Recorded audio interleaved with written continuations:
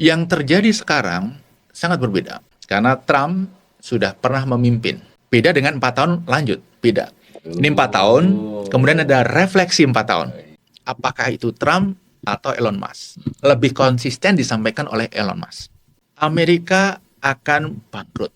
Mas, apa sih manfaatnya Amerika membantu Ukraine, kemudian Ukraine menang, kemudian selebrasi, menjamin demokrasi, kemudian tahun 2035 Amerika bangkrut. Kalau istilahnya itu Trumpelon ya. Dengan Trump dan Elon. Trump dan Elon. Ini Demokrat akan sulit bangkit. Apalagi Demokrat tidak punya tokoh. Joe Biden, sebenarnya ketika Kamala Harris akan maju, pasti kalah. Kamala Harris nggak Amerika banget. Bagi Indonesia yang harus kita amati adalah antara Amerika dan Cina. Karena Cina merupakan trading partner utama kita. Ketika barang Cina itu sulit masuk ke Amerika atau masuk dengan harga yang lebih tinggi, mereka mulai berpikir pasar alternatif. Kemarin Bea Cukai belum lama mengakui bahwa selama 5 tahun terakhir ada produk tekstil dari Cina yang masuk ke Indonesia nilainya 44 triliun masuk secara ilegal. Bahkan 10 tahun yang lalu, JBIC, lembaga Jepang, itu kalau mengeluarkan survei tentang most favored nation Negara for yang Japanese paling, investment, Indonesia selalu nomor 1. Sekarang kita nomor 4. Nyetop pengeluaran di Ukraine. Iya. Yang kedua adalah menarik Rusia jangan sampai terlalu dekat dengan Cina. Amerika tidak akan terlalu khawatir tentang Indonesia. Karena dalam ranking Amerika itu kita Belasan lah. lebih, mungkin 20-an. Secara kepentingan ekonomi ya. Secara kepentingan ekonomi.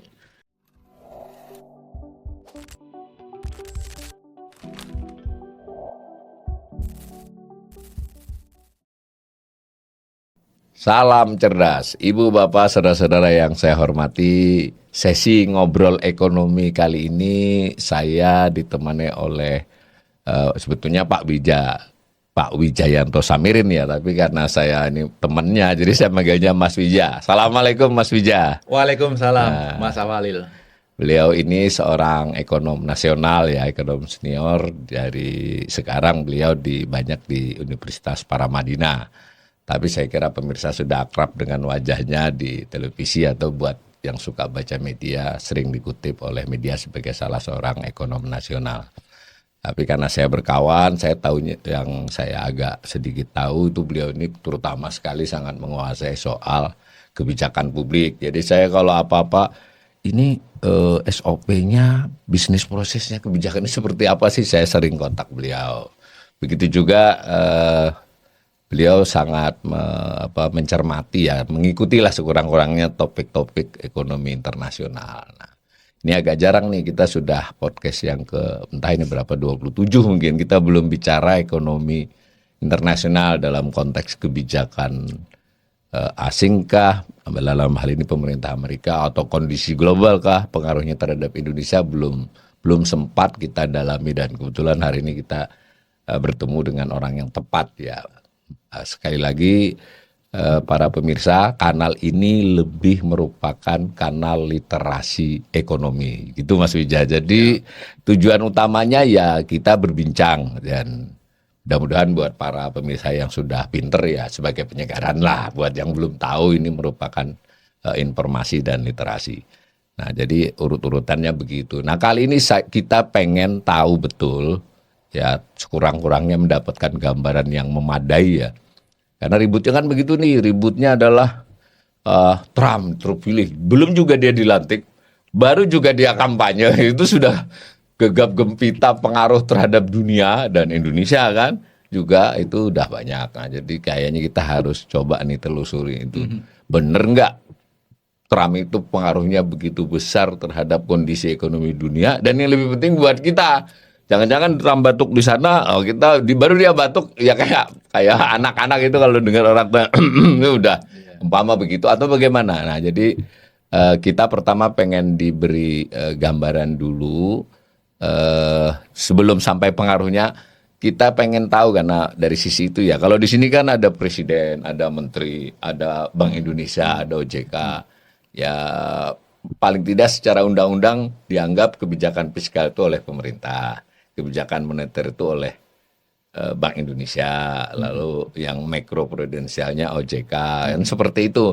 ada DPR yang memutuskan bersama dan seterusnya lah. Nah, terlepas dari prakteknya mungkin ada beberapa yang belum sesuai undang-undang, tapi kita pengen gambaran sederhana di Amerika itu seperti apa. Apa Trump itu bisa sesuka-sukanya gitu loh, nggak ada batasannya.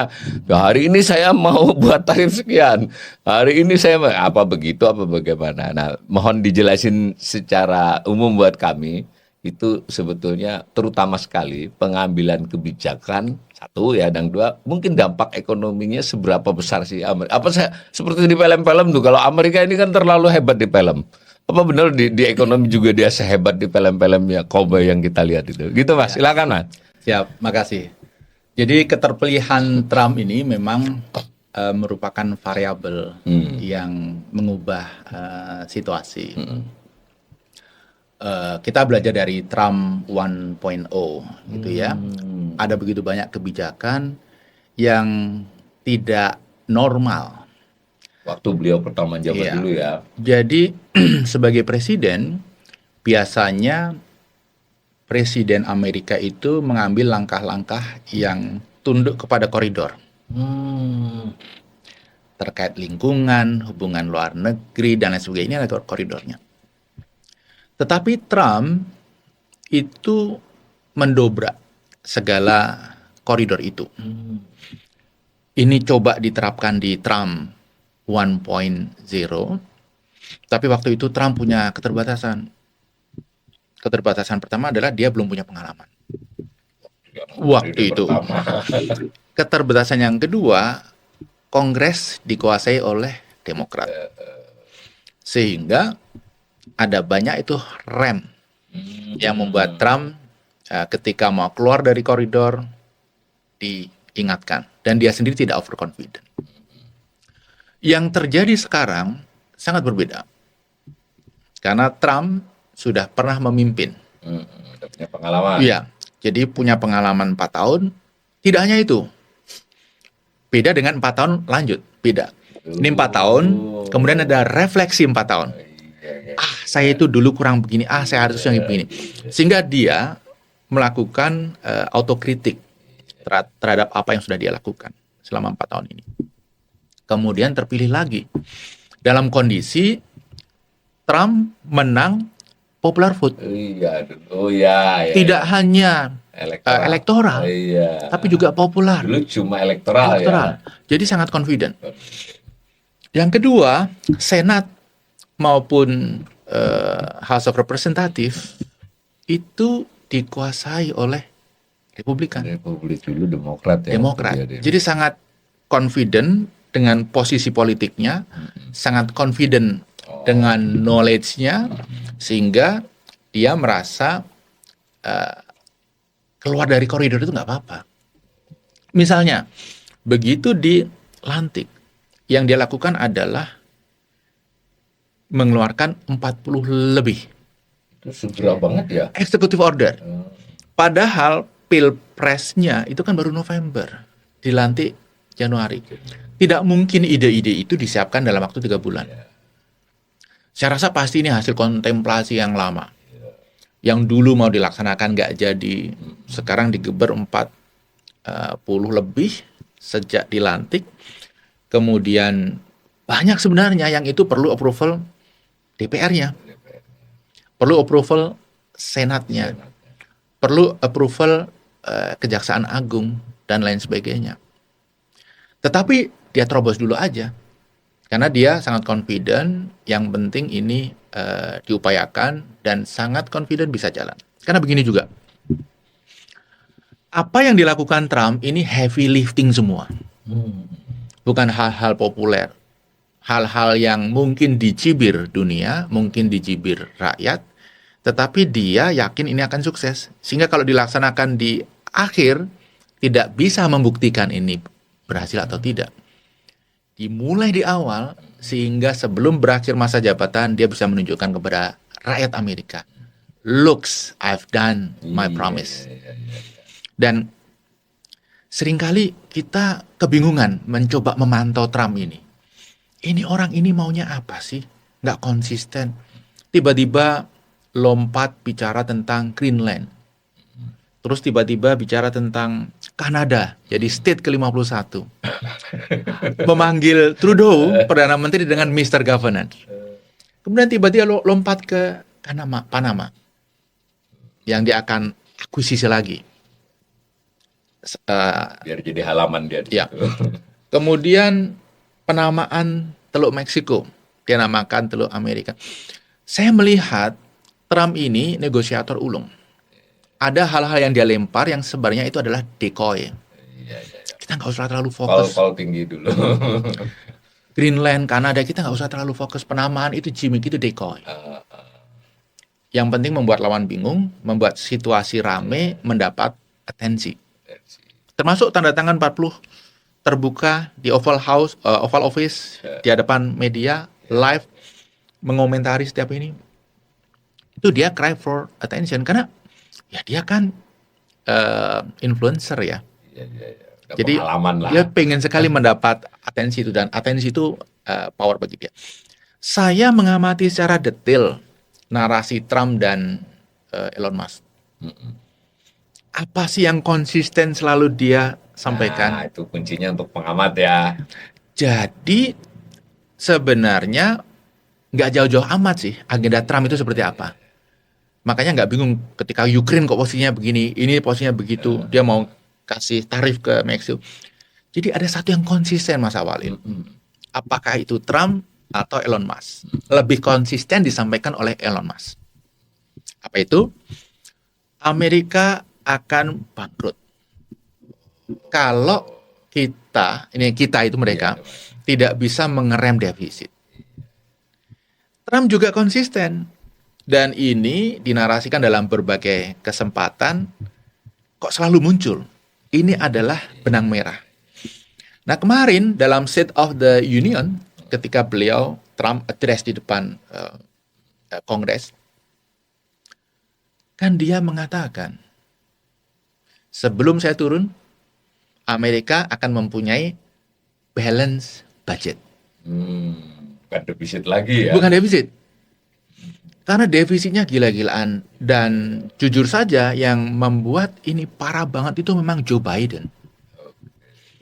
Kalau Mas lihat kenapa pertumbuhan ekonomi Amerika tinggi, kenapa kemiskinan rendah, kemudian daya beli tinggi, inflasi tinggi setelah COVID, karena pada saat COVID dan setahun 2 tahun setelahnya itu digelontor dengan berbagai insentif yang sekali ya, bersumber hutang. Tapi hutangnya begini, Mas, tumbuh hampir vertikal. Nah, sekarang Amerika itu hutangnya sudah 36 triliun US dollar. 30 bukan miliar dolar ya. Ya, triliun US dollar. Ekonomi Indonesia, GDP Indonesia itu 1,3 triliun US dollar. Jadi hutangnya 36 triliun US dollar atau 124% GDP. Dan kalau tidak direm, tren ini berlanjut, tahun 2035, 9 tahun ke depan, itu akan mencapai 54 triliun US dollar. Itu sudah otomatis itu default, Mas. Nggak mampu membayar. Sekarang ini, untuk membayar cicilan bunga saja, itu sudah sekitar 18% spending. Dari spending dia. Bukan 18% dari penerimaan loh. Oh, dari spending. Dan kita lihat, coba kita bedah ya. Kita kan selalu ngomongin APBN kita ya. Kemudian kita pesimis gitu ya. Amerika kalau kita lihat lebih pesimis lagi. Jadi APBN mereka spendingnya itu 6,7 triliun US dollar. Defisitnya itu 1,8 triliun US dollar. Jadi zaman Biden itu 16%, 13% PDB. Kemudian ditransfer ke Trump, dia mewarisi defisit 6%. 6% ya defisitnya. PDB. Dari PDB. Dan ini akan terus berlanjut. Nah, makanya begini, Mas.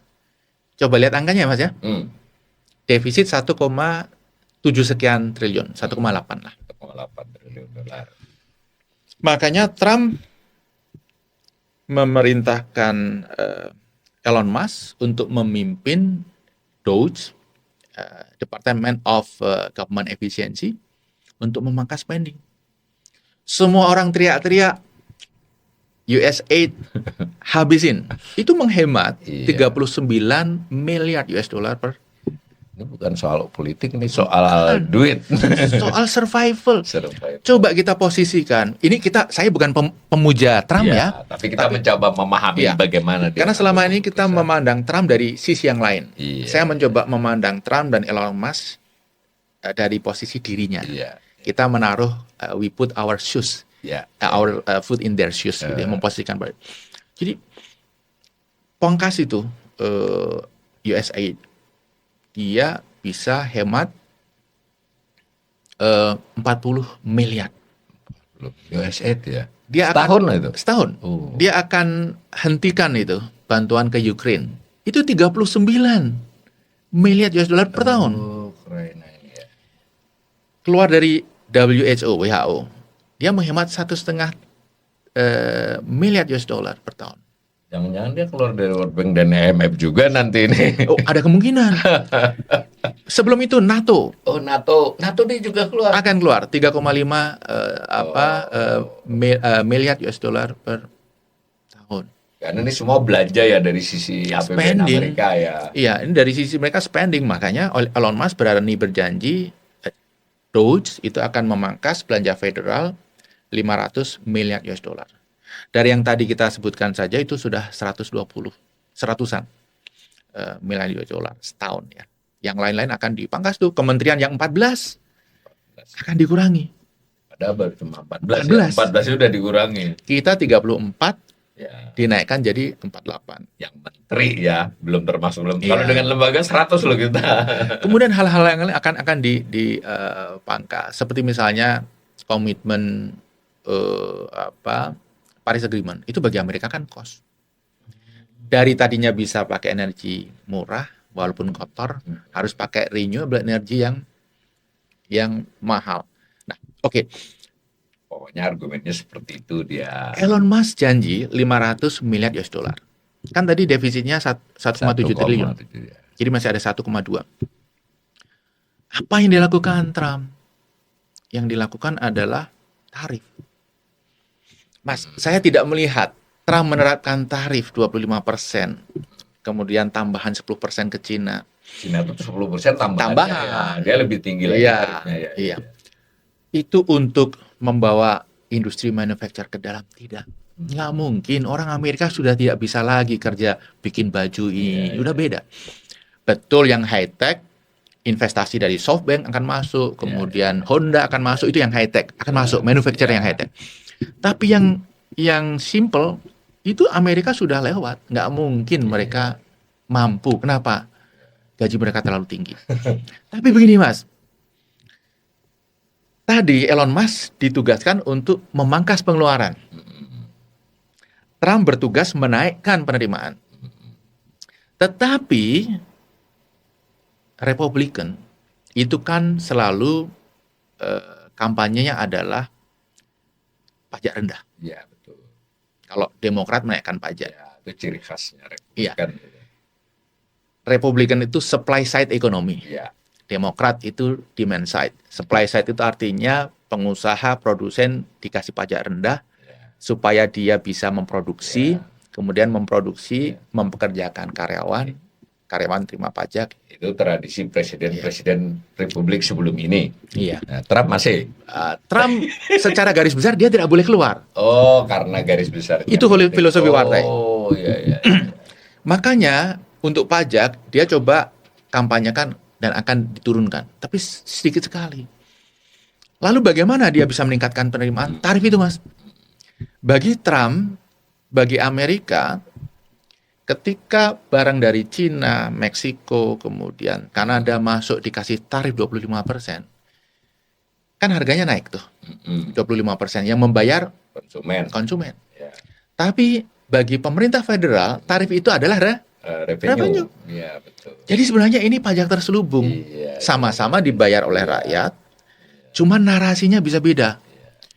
American first. Iya, wah ini kalau kita dari sudut pandang ini itu yang bisa kita lihat ya. Ya, jadi orang bingung ini kenapa Meksiko dipajakin 25%. I am your friend, Mr. President. Mas, kalau bicara geopolitik global, internasional diplomasi, itu teman-temanan itu nggak ada Mas, kepentingan. Jadi walaupun teman, tetapi import terbesar Amerika itu dari Meksiko. Hampir 650 miliar US dollar. Kalau dipajakin 25%, otomatis itu langsung revenue tambah 25% dari segitu. Yang kedua Kanada. Kanada itu 500-an. Yang ketiga Teman Cina. baiknya juga Ya. Kanada. Ya karena gimana? Bagi Trump, bagi Elon Musk dia mengatakan bagi Amerika ini adalah isu survival. Existential Ya, crisis. bisa bubar dia kan. Bubar. Sudah melakukan langkah radikal menurut persepsi mereka. Ya, menurut persepsi mereka. Nah, tetapi kita melihat ini inkonsisten dan sebagainya. Kalau kita tahu garis benang merahnya, ini sebenarnya yang mereka lakukan adalah sesuatu yang konsisten. Konsisten apa? Menambah penerimaan, mengurangi pengeluaran. Jadi by design ya, yang lain gimmicknya aja.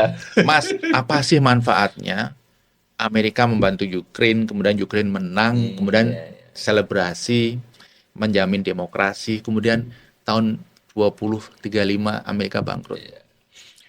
Karena mesin ekonomi Amerika ini, sistem ekonomi Amerika ini selama ini hidup melalui proses yang abnormal. Jadi wealth creation di Amerika itu dari sisi perdagangan dia defisit. Selalu defisit. Saya, misalnya Cina atau saya Kanada atau saya Meksiko, saya pegang US dollar nih. Kan US dollar ini harus saya belanjakan. Saya belanjakan apa? Yang paling gampang saham. Yang paling gampang surat utang. Itu dia kenapa surat utang Amerika selalu laku. Itu dia kenapa saham di Amerika selalu naik. Gitu. Karena apa? Ada defisit besar yang dibelanjakan untuk itu. Ini cara berpikir out of the box ya. Iya. Nah, ada defisit yang dibelanjakan untuk saham, makanya naik terus. Nah, makanya kan sekarang ketika Trump punya rencana ini memangkas defisit, saham jeblok. Pengaruhnya kemana-mana. Oh iya. Langsung Iya, lagi direct langsung. ya pengaruhnya ya. Karena itu dari operasional Iya. mereka banyak yang terkendala, harus import lebih mahal. Kemudian mau ekspor, lawannya juga ngasih pajak. Kemudian yang lain adalah yang sebenarnya teramat penting adalah tidak ada lagi sumber uang untuk membeli saham mereka di pasar. Karena ke depan defisitnya berkurang. Nah,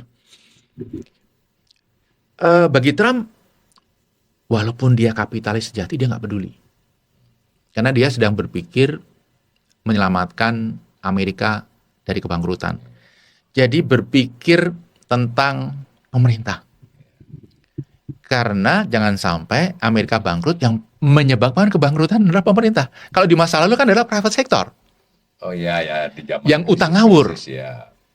Sekarang ini pemerintah yang utang ngawur. Yang 2008 juga lebih. Oh iya. Lebih swasta ya. Swasta. Di masa lalu swasta semua karena utang berlebih. Nah, tetapi Mas, ada yang menarik. Ketika kita berbicara saham, apakah itu Nasdaq, New York Stock Exchange atau S&P 500, nyungsep.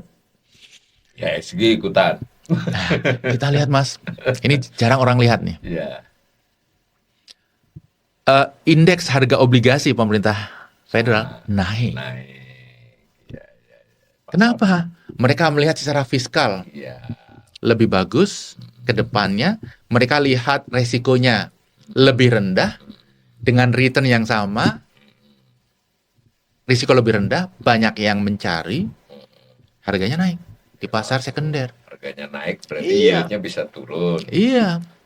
Biayanya lebih Iya. sedikit. Ya. Jadi Trump sama Elon Musk, saham nggak peduli tuh. Tapi yang penting fiskal Fiskal. itu selamat.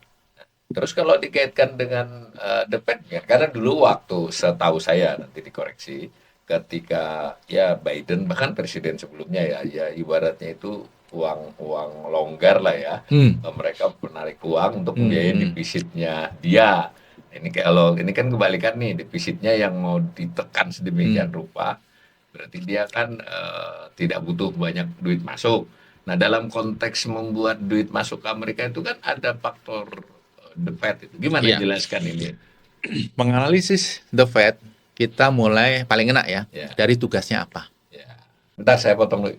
Pada prinsipnya dia juga independen kan? Oh, sangat independen. Iya. Jauh lebih independen dari Bank Indonesia. Wong dia swasta kok ya. Ya. The Fed sangat independen.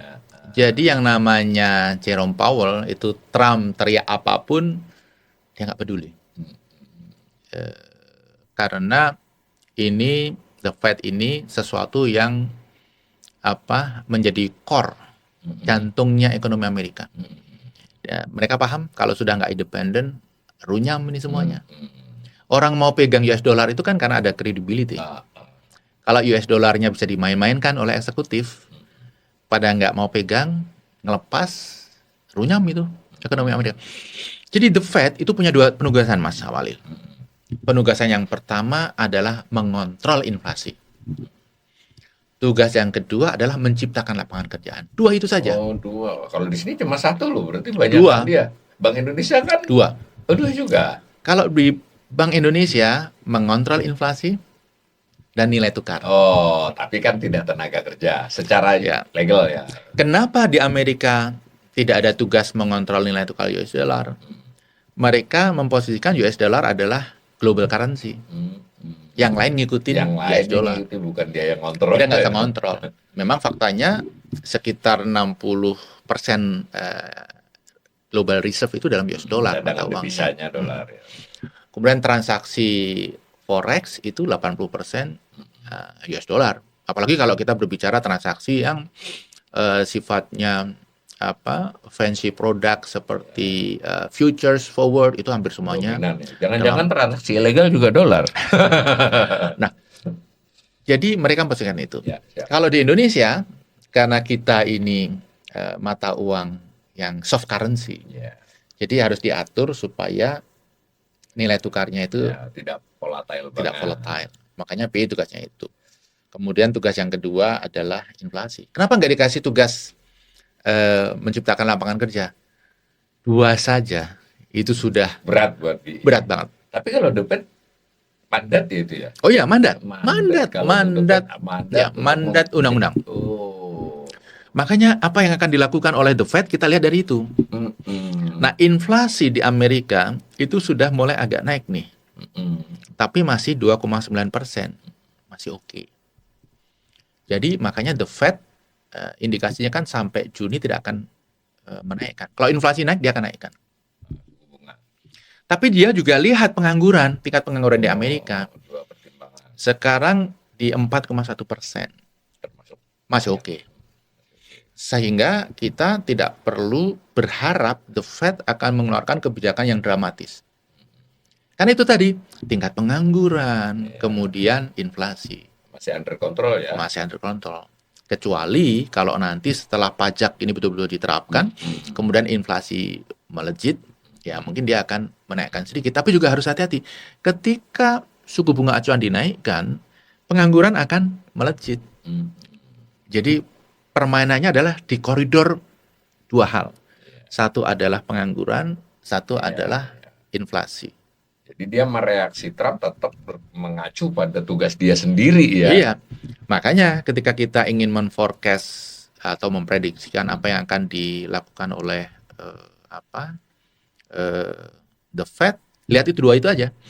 Oh, quantitative easing, kemudian menyerap dana dari luar.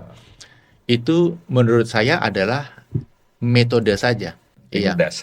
dasar alasannya itu yang harus kita Ya, perhatikan. misalnya pengangguran sedang tinggi. Ya, Oh, quantitative easing. ya supaya bisa investasi ya. Ya, bisa investasi ini. Sama menyerap Ya, tenaga kerja. gitu. Lalu kalau dilihat arah tadi si Trump, kalau istilahnya itu Trumpelon ya, dengan Trump dan Elon. Trump dan Elon.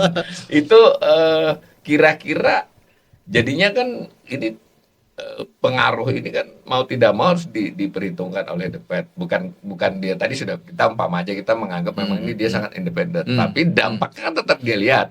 Ini kebijakan Trump Elon ini akan membuat pengangguran Ya. turun kah atau bagaimanakah?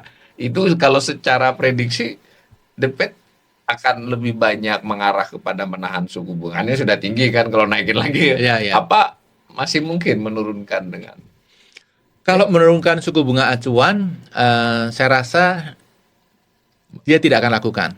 Karena inflasinya tidak seperti yang diharapkan. Artinya justru jaga-jaga akan menaikkan nih.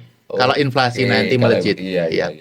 Tapi sudah beberapa bulan inflasi biasa-biasa aja tuh. Iya. Ya naik 0,00 sekian, Iya. tidak Untuk substansi. di Amerika tuh masih inilah ya, Ya. manageable itu ya, moderat. Dan seringkali kita salah persepsi, Mas. Amerika menaikkan tarif nanti inflasi akan melejit. Belum tentu juga. Pasti. Ya, tapi berapa? Berapa? Nah, itu kuncinya. Dan gini, menaikkan tarif dampaknya adalah penerimaan akan naik konsisten Di pemerintah. di pemerintah. Ya, Dari sejak dinaikkan sampai tahun-tahun ke depan itu akan naik terus. Tapi inflasi hanya naik sekali. Iya, kan, Pada saat diimpus. Inflasi itu kan mengukurnya tingkat kenaikan ya. Hanya setahun. Ini tahun berikutnya udah normal. Makanya Trump selalu mengatakan, ya kita akan sakit sedikit, gitu. Orasinya yang- boleh ya. Gini, Jago. saya harus akui, Trump ini bukan hanya seorang orator, tapi juga entertainer. Jadi State of Union kemarin itu seperti panggung hiburan. Jujur saya tidak pernah mendengar pidato Presiden Amerika dari awal sampai akhir. Pasti keluar masuk gitu. Atau nanti dengar rekamannya aja, ringkasnya. Kemarin saya nikmati dari awal sampai akhir. Itu penuh dengan dramatisasi. Jago dia ya. Jago mempermainkan Emosi pendengar. Dan saya itu agak khawatir sebenarnya.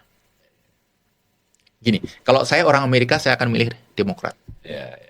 Biasa ya, teman-teman yang kuliah di kampus-kampus tertentu itu Ya, lebih sangat pro ke sana. Demokrat ya. Tapi saya melihat kemarin ini menjadi titik yang sulit dikembalikan. 4 tahun ke depan Republikan akan makin dominan. Kenapa narasi-narasi yang dibangun oleh Trump itu walaupun kadang-kadang tidak rasional, tapi ini menghibur dan Amerika banget. Orang Amerika suka. Harus ngelihat dari perspektif rakyat Amerika ya. Iya, orang Amerika suka dengan yang seperti Atau itu. juga ada faktor selama 4 tahun terakhir Amerika tidak begitu baik perekonomian. Apa ada faktor itu juga? Secara umum, rakyat lo ya. Ya, ekonomi lumayan, tapi kan bisa begitu karena diinjeksi oleh steroid. Utang yang kemudian jadi insentif. Utang jauh lebih meningkat dibanding biasanya. Ya. Walaupun itu Indonesia juga mengalami loh. Ya. Kita ngomong Indonesia Ya. sedikit. 10 tahun terakhir ini pertumbuhan ekonomi kita tinggi karena ada steroid 6.500 triliun. Ya, Mas betul. do the calculation. Iya. Kalau utang itu dikeluarkan dari perhitungan, maka GDP kita per tahunnya rata-rata bisa turun 1,5 sampai 2%. Berarti kita bisa dapat gambaran Amerika itu seperti itu ya. Itu dia kenapa pemerintah Prabowo sekarang agak sulit untuk mempertahankan pertumbuhan. Kenapa? Karena steroid itu sudah nggak di tangan lagi. Ruangnya nggak ada, Ruang berhutang sudah berkurang jauh. berkurang jauh. Nah, kembali ke Trump, saya khawatir demokrasi di Amerika ini akan berat sebelah. Sangat didominasi oleh Republikan, oleh Trump. Pertama, memang dia berani menarasikan sesuatu yang sebenarnya di masyarakat Amerika sendiri banyak pendukung yang silent. Misalnya LGBT. Itu banyak di sana yang protes karena upaya mendorong ini sudah too much. Jadi masyarakat di sana itu sudah khawatir. Tapi tidak ada yang berani menarasikan ini secara terbuka. Trump berani menarasikan itu secara terbuka. Misalnya hanya ada 2 gender. Itu kan simbol yang sangat konkret gitu. Pesan yang sangat jelas. Ketika dia menarasikan itu, saya pikir, aduh, ini Demokrat akan sulit bangkit. Apalagi Demokrat tidak punya tokoh. Joe Biden, Kamala Harris. Sebenarnya ketika Kamala Harris akan maju, beberapa teman di Amerika yang memantau ini, pasti kalah. Kenapa? Pasti kalah, saya tanya. Teman-teman saya di Georgetown kan kita masih berinteraksi. Banyak yang kemudian menjadi konsultan politik di sana.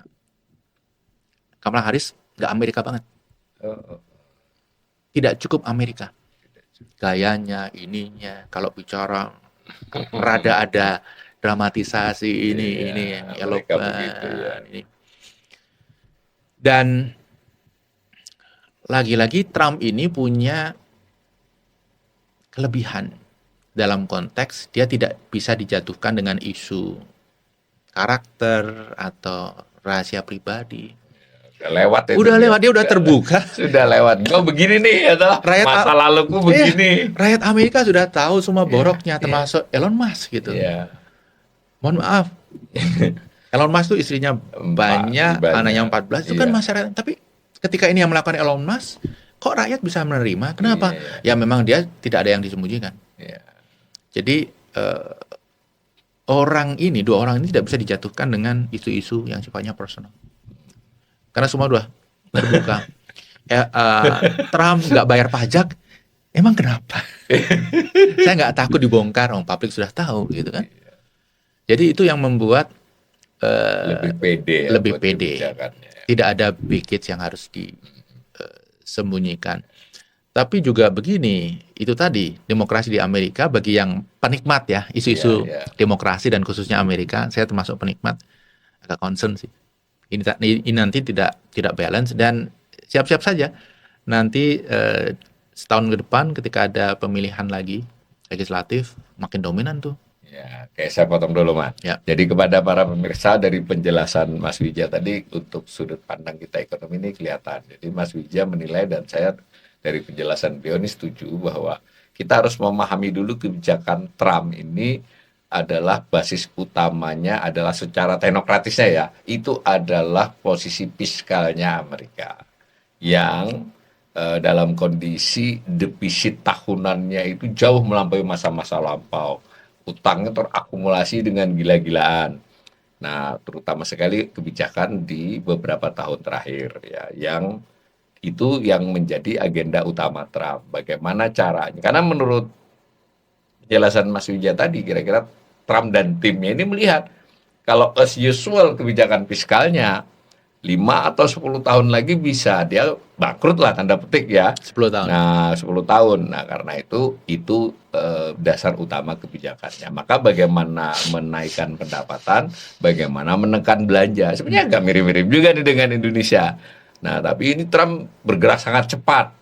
Nah, dalam konteks penerimaan, karena memang tradisinya Republik itu bukan menaikkan tarif pajak, karena itu sudah menjadi garis besar politiknya, dilakukan kalau istilah Mas Wija tadi, sebetulnya itu pajak terselubung, ditaikin tarif. Tarif itu kalau di Indonesia masuk ada pajak, ada PPN, ada PNBP, nanti di mana-mana lah kalau versi Indonesia. Nah, di sisi lain dia, itu berarti dia nambah pendapatan. Belanjanya langsung, nah belanja yang paling diutamakan dia sejauh yang penjelasan tadi atau yang saya tangkap, itu kira-kira belanja yang tidak langsung ke rakyat Amerika, kan begitu. Amerika belanja untuk bantu Ukraina, bantu lembaga-lembaga seperti USAID yang gede-gede itu dipangkasi. Tapi nanti pada gilirannya juga yang terkait Amerika juga dilakukan. Nah, kira-kira kita sudah sampai situ. Nah, tadi The Fed, kalau The Fed kan tidak soal politik mendukung atau menolak, dia berdasarkan fenomena. Nah, mungkin kebijakan ini akan berakibat apa terhadap inflasi, berakibat apa terhadap pengangguran. Nah, The Fed akan melakukan keputusan atas itu. Nah, sejauh perkiraan Mas Wija, ini manageable lah kalau istilah kita ya. Trump ngamuk-ngamuk begitu kan buat kita lihat di TV ini, tetapi dalam konteks fenomena ekonomi Indonesia so far manageable kan? Iya. Semua berjalan biasa saja. Nah, berarti The Fed tidak mungkin misalnya melakukan langkah radikal. Nah, kira-kira gitu. Jadi kita bisa melihat begitu. Nah, kita jadi masuk nih. Kalau Trump begitu ditambah The Fed ya seperti itu, lalu dampaknya buat ekonomi dunia itu apa, dan khususnya buat Indonesia apa, Mas, dengan kayak begitu? Ya, kita kan tadi baru membahas kebijakan Trump dan dampak bagi Amerikanya, gitu ya. Lalu bagaimana dengan dampak bagi dunia dan apa yang akan dunia lakukan untuk merespon? Ya kan mesti interaksi kan. Ya, ada yang terjadi adalah ya perang dagang. Mereka juga akan menaikkan tarif. Paling rasional itu ya, dan logis lah ya. Mereka akan menaikkan tarif sehingga harga barang impor dari Amerika meningkat, tapi juga yang windfall yang barangkali mereka syukuri tapi tidak pernah mau menyampaikan adalah penerimaan negaranya juga naik. Ya karena pada naikin tarik semua. Iya, pada naikin semua, pada nilai yang hampir sama. Jadi Meksiko juga good news-nya adalah penerimaan akan naik. Kemudian Kanada juga, Cina juga. Tetapi memang kalau negara-negara seperti Cina, kemudian seperti Kanada, seperti terutama dua itu ya, mereka kan mengharapkan aktivitas ekonomi yang Internasional kencang. yang lebih tinggi. Mereka lebih banyak ekspor soalnya. Iya. Surplus. Dan penerimaan itu lebih banyak dari supply chains. Dari supply chain. Jadi ketika suatu negara mempunyai industri yang kuat, manufacture khususnya, Tradable. iya, yang tradable, iya, Tradable penting. sebenarnya dari sisi pajak mereka itu nggak akan kesulitan. Kenapa? Dari setiap interaksi supply chains itu ada pajaknya. Value added tax-nya ya sudah jelas ada. Misalnya ambil kasus Indonesia gitu ya, sama-sama memproduk barang elektronik yang harganya 1 triliun dan memproduk CPO yang 1 triliun. Dampak pajaknya lain. Karena ini melalui supply chain yang panjang. Panjang berkali-kali ya. Kalau ini tidak, pendek hanya sekali gitu ya. Belum lagi dampak multiplier effect. Multiplier effect itu tidak dipajakin kan, tapi juga aktivitas yang diakibatkan oleh itu menimbulkan potensi pajak. Iya. Sehingga memang ya kalau sedikit bicara Indonesia, pemerintah Indonesia ingin fiskalnya stabil, manufacture itu harus didorong. Ya, terutama yang tradable yang bisa diekspor ya. Iya. Sekarang ini kan 18,6% dari PDB, Mas. Ya, betul. Tapi ada catatan, Mas. Catatan. CPO itu masuk manufacture. Iya. Seharusnya bukan. Itu sudah 2% lebih sendiri. Iya. Oke, kembali ke dampak Amerika dulu. Ya. Nah, yang sudah barang tentu terjadi adalah trade war. Perang dagang. Bagi Indonesia yang harus kita amati adalah antara Amerika dan Cina. Karena Cina merupakan trading partner utama kita. Ketika barang Cina itu sulit masuk ke Amerika atau masuk dengan harga yang lebih tinggi, mereka mulai berpikir pasar alternatif. Di situ ya. Amerika adalah negara dengan populasi 320 juta. Sedikit di atas Indonesia ya. Indonesia 287. Kok mirip ya? Hanya beda daya beli. Nah, kita harus mengantisipasi. Ini mulai masuk ke dampak Indonesia nggak apa-apa ya, Mas ya? Iya, betul. Kita harus mengantisipasi akan adanya inflow produk-produk dari Cina ke Indonesia yang lebih masif dibandingkan sebelumnya. Sebelumnya udah masif belum? Sangat. Melalui jalur legal dan ilegal. Nah, ini yang bahaya. Nah, karena yang ilegal ini kan juga cukup banyak. Kemarin Bea Cukai belum lama mengakui bahwa selama 5 tahun terakhir ada produk tekstil dari Cina yang masuk ke Indonesia nilainya 44 triliun masuk secara ilegal. Ini pemirsa harus tahu ya, ilegal itu tidak harus lewat pelabuhan atau apa, bisa dalam dokumen ya, yang harusnya di 1.000 ditulis 500 kan ada yang 500-nya ilegal. Dan sebenarnya cara mengungkap itu simpel saja.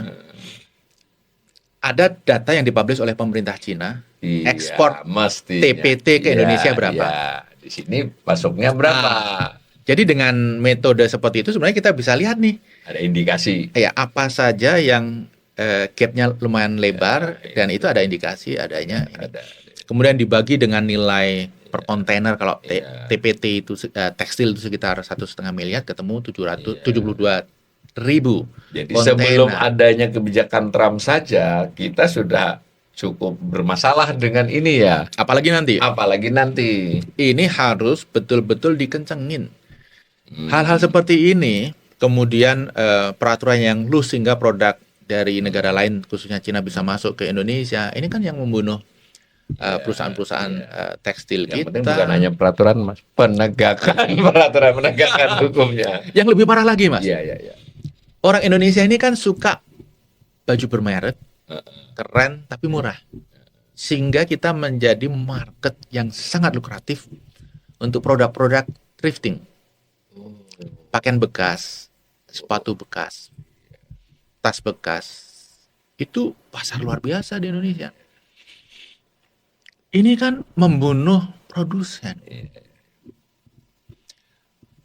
Produk baru betapapun murahnya pasti nggak bisa lawan dong produk-produk yang masuk branded. barang bekas branded lagi. Anak-anak muda yang flexing kan suka dengan barang-barang bermerek. Orang nggak tanya kan ini bajumu udah berapa lama. Iya. Bagus. Bahkan kalau dia pakai baju yang sudah kelihatan tua, oh ini kayaknya sudah lama ini. Kayaknya sudah lama. Artinya ini fakta ya. Fakta. Boleh saya kan saya dengar itu kan platform belanja itu kan akhirnya kan menjadi big data untuk memahami perilaku ini ya. Iya, iya. Jadi iya. makin memudahkan mereka untuk ini apa kira-kira yang dijual. Satu hal yang sebenarnya kita ciptakan untuk mendorong ekonomi kita, tapi justru backfire adalah kawasan berikat. Kawasan berikat itu kan sebenarnya kita siapkan. Jadi kawasan di pulau kita yang regulasinya regulasi internasional, tidak comply, Tidak. nggak bayar pajak ini segala Ya. macam, kecuali kalau masuk ke Indonesia. Ya. Supaya kita bisa memproduksi sesuatu ke situ, asing bisa invest di situ, kemudian pasarnya Tidak keluar. keluar.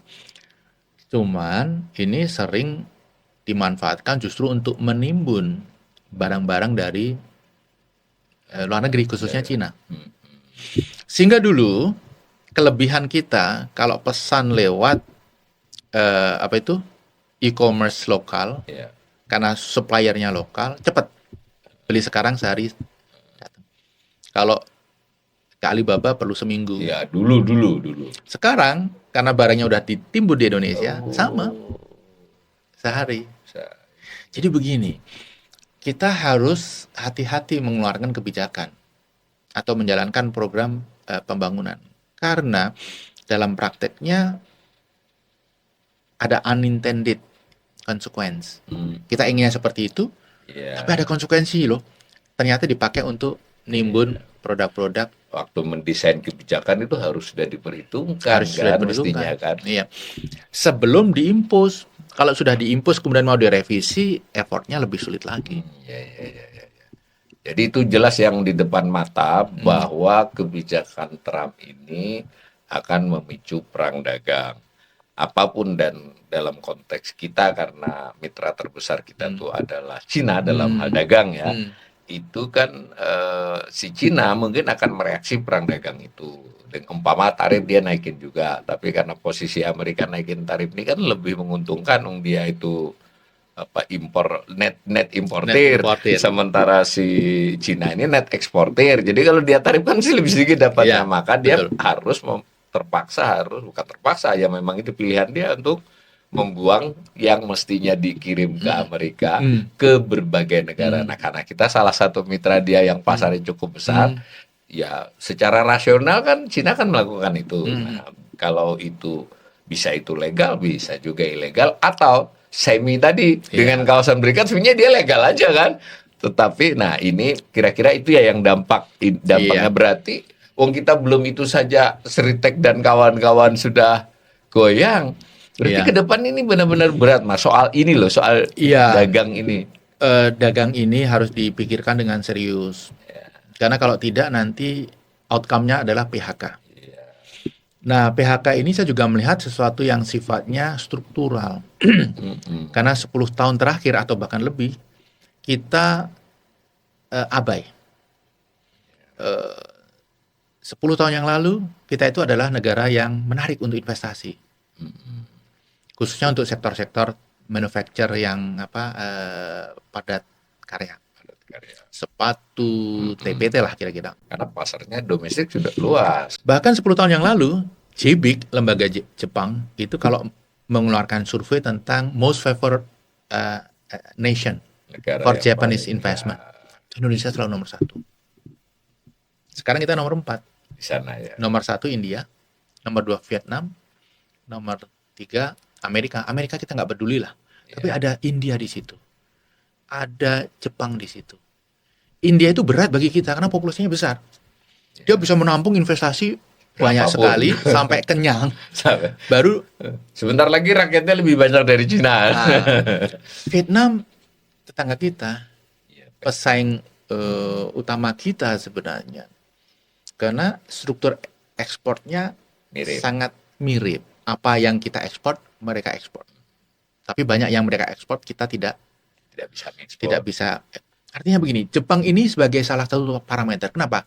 Mensurvei setiap tahun. Dan Jepang adalah investor yang committed ke Indonesia. Di masa lalu, dia selalu invest dan high quality investment. Nilainya besar. Dan mereka adalah bangsa yang sangat positif tentang Indonesia. Iya. Itu saja kemudian penilaian, apalagi yang lain yang tidak mempunyai komitmen ke Indonesia. Nah, kita agak abai untuk merawat daya saing dan daya tarik. Daya saing dan daya tarik. Sosok yang menarik kalau tidak pernah dirawat, lama-lama juga menjadi sosok yang Ya. tidak menarik. Indonesia pun juga Ya, begitu. jadi yang perhatian kalah dengan yang perawatan kalau kata komedian Nah, itu. kira-kira seperti itu. Jadi menurut saya harus dilakukan upaya serius. Memperbaiki iklim investasi, kemudahan berusaha, insentif untuk pelaku sektor manufaktur. Iya, Pada saat bersamaan mengantisipasi perdagangan internasional. ya gelontoran potensi barang dari luar negeri. Karena ini keniscayaan ya. Oh, sangat. Sudah keniscayaan bahwa Sangat. kita akan digempur oleh barang-barang Ya. impor yang lebih banyak. Ketika dinaikkan hanya 10%, barangkali tidak terlalu terasa tarif ke Cina. Tetapi kemudian kalau ini berlanjut, Iya. saling menaikkan, Iya. ancamannya kan 60%. Ya. Dan kalau misalnya Cina kan tidak hanya ekspor ke Amerika, ekspor ke beberapa negara Eropa. Karena negara-negara tersebut juga mereaksi Trump juga menaikkan tarif, berarti kan secara akumulasi kan Cina menghadapi kenaikan di banyak tempat. Itu ya kira-kira kesininya. Mereka itu, pemain-pemain besar itu meninggikan pagar. Kita juga harus meninggikan pagar. Agak. Kalau enggak, Ya. semua membanjir ke sini. Tapi Dan yang lebih mengkhawatirkan lagi, produk Cina yang masuk ke Amerika itu kan dari yang sangat sederhana sampai macam-macam, equipment high tech segala macam, komponen pesawat, komponen macam-macam. iya.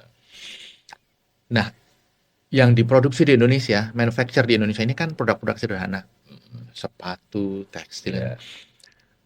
Saya rasa bukan yang high tech yang akan masuk di Indonesia, yang produk-produk kayak gini. Dan ini akan head to head dengan produsen domestik Domestik. kita. Ya berarti dari sisi itu kita ini kan tidak boleh juga terpaku urusannya hanya kebijakan perdagangan.